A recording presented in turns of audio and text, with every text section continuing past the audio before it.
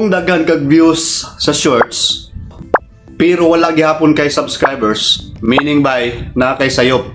Ug basin, mao po din ang rason bay nganong dili ta mo grow diri sa YouTube. Mao ni problema bay ang atong hisgutan karon.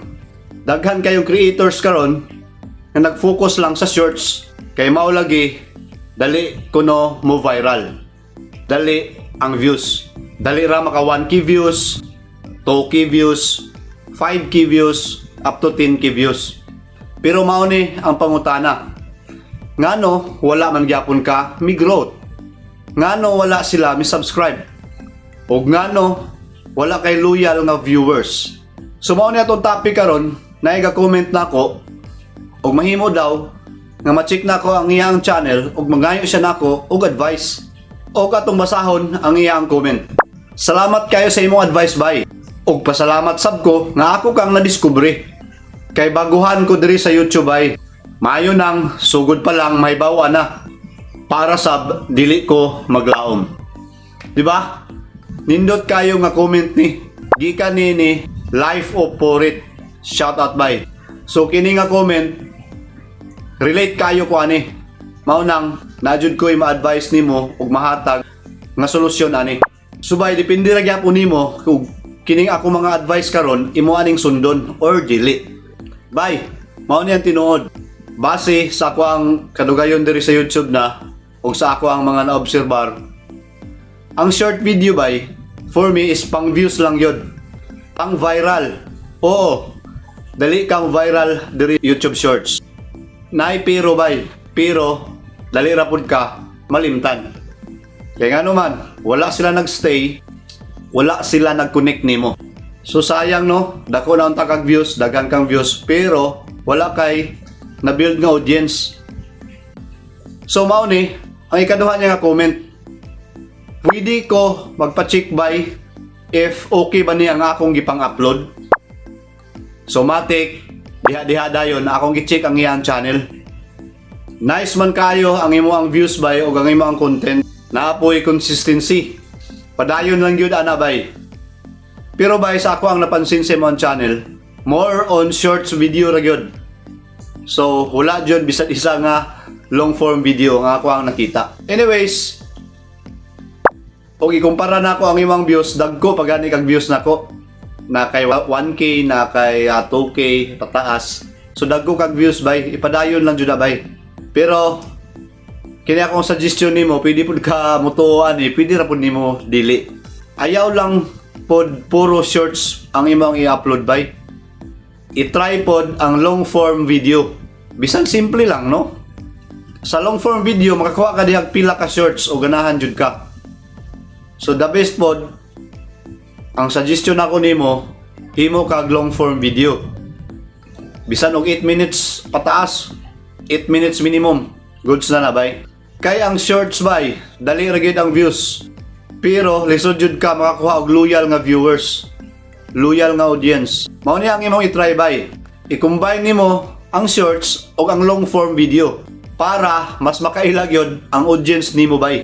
Dayon ang importante pod pili og isa ka niche. Isa lang jud ta ka direksyon diri bay para dili gyud maglibog ang ato ang viewers. Para magstay sila ug mo-subscribe pod sila. Kay mao ni ang real talk bay. Ang long form videos mao ni makabuild og connection. Kay ngano, taas ang ilaang malantaw bay. Ug taas sila ang malantaw, possible bay nga makaila na sila nimo. Dayon ug makaila na sila nimo, maka-subscribe na dayon sila nimo bay kay nakaila naman sila. Nasubaybayan na kanila. Kay para nako ang shorts for attention lang bay. Og ang long form video connection nato og sa atong mga audience. Mao nang ato nang solusyonan bay. Kung gusto nato mo grow, buhatan ni bay. Kanay mong shorts gamito nimo na pang-attract sa imong viewers. Kuhaon nimo ang ilang atensyon. Dayon himuan nimo long form nga videos pang-build sa ibang audience. Pero same topic ra gyapon bay.